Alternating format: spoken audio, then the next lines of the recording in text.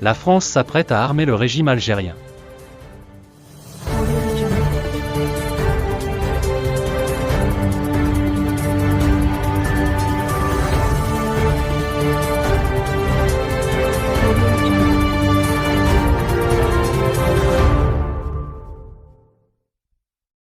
Et brusquement, une lampe rouge s'est mise à clignoter sur l'ensemble de la région du Maghreb. Ce qui était envisagé comme une simple hypothèse d'école est soudainement devenu une réalité envisageable. La guerre directe ou par procuration. Et pour cause. Un pays ultra-militarisé comme l'Algérie, dont la doctrine d'existence et de survie est la tension permanente et les menaces de guerre, s'est rapproché de la France, puissance européenne, pour acquérir des armes modernes. Un saut vers l'inconnu qui plonge la région du Maghreb dans le grand trou noir. La visite du chef de l'armée algérienne, Saïd Changria, à Paris est un événement inédit depuis des longues années. Elle intervient dans un contexte qui interpelle l'ensemble des pays de la Méditerranée. Sous couvert de venir préparer la prochaine visite du président algérien, Abdelmadjid Tebboune, en France, ce qui est déjà une bizarrerie diplomatique, Saïd Changria est venu à Paris pour tenter d'élaborer un partenariat militaire avec la France à travers la signature de gigantesques contrats d'armement, une première historique entre la France et son ancienne colonie, l'Algérie. Ce rapprochement militaire entre Paris et Alger suscite énormément d'interrogations et d'inquiétudes. Le pédigré de Saïd Changria, sa personnalité sanguine et pyromane rajoute de l'angoisse régionale à cette nouvelle page qui s'écrit entre Alger et Paris.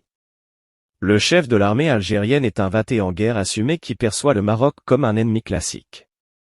Sa volonté d'acquérir de l'armement français, plus moderne et plus perfectionné que l'arsenal russe qui a démontré ses limites sur le terrain de guerre ukrainien, est un dangereux tournant dans les rapports de force régionales. Car si le Maroc s'arme, c'est avec l'unique objectif de défendre son territoire, alors que si l'Algérie choisit cette escalade militaire, c'est avec l'intention non dissimulée d'attaquer les autres pays, dont le voisin marocain. Cette réalité agressive des militaires d'Alger, Paris la connaît mieux quiconque. Et pourtant Emmanuel Macron accepte de mettre à leur disposition le fleuron de son arsenal. La diplomatie française peut invoquer plusieurs raisons derrière ce choix. Le premier est de profiter du gâteau militaire algérien dont le budget a été spectaculairement revu à la hausse pour permettre aux Algériens d'exhiber leurs forces devant les pays de la région. Sachant que sous pression américaine, les Algériens sont dans l'obligation de diversifier les achats de leurs armements pour ne pas être accusés de financer la machine de guerre russe en Ukraine, la France s'est positionnée pour cueillir ce fruit. Sauf que cette ouverture française sur le marché de guerre algérien n'est pas sans risque et peut encourager une escalade et une tension régionale accrue. Les armes que les Algériens vont acquérir à Paris seront à n'en pas douter partagées avec leur instrument de guerre contre le Maroc, le Polisario. Dans ce contexte précis, l'attention est fixée sur les possibilités algériennes d'acheter sur le marché français des drones que Saïd Changria, poussé par sa volonté d'en découdre avec le Maroc, pourra mettre à la disposition des séparatistes du Polisario.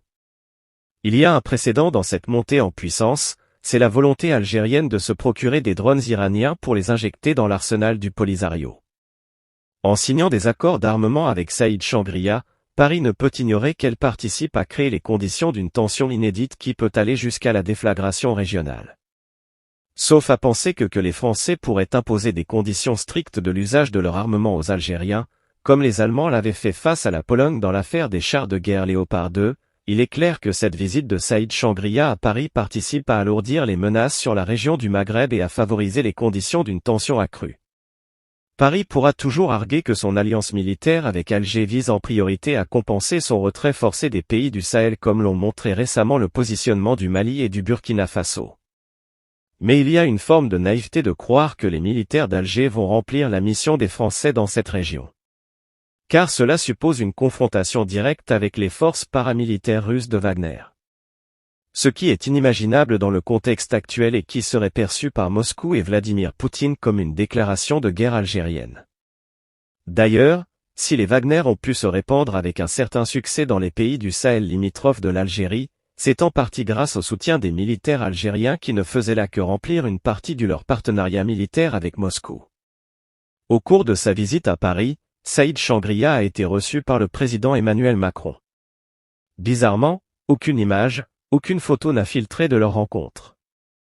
Comme s'il y avait une volonté française de ne pas médiatiser une rencontre avec une personnalité algérienne accusée de crimes de guerre et d'autres atrocités en Algérie. Mais lui dérouler le tapis rouge, répondre à ces demandes en armement équivaut pour les opinions françaises et algériennes à le laver de toute accusation et à faire oublier son casier judiciaire fourni de criminels de guerre et de trafiquants de drogue et d'armes.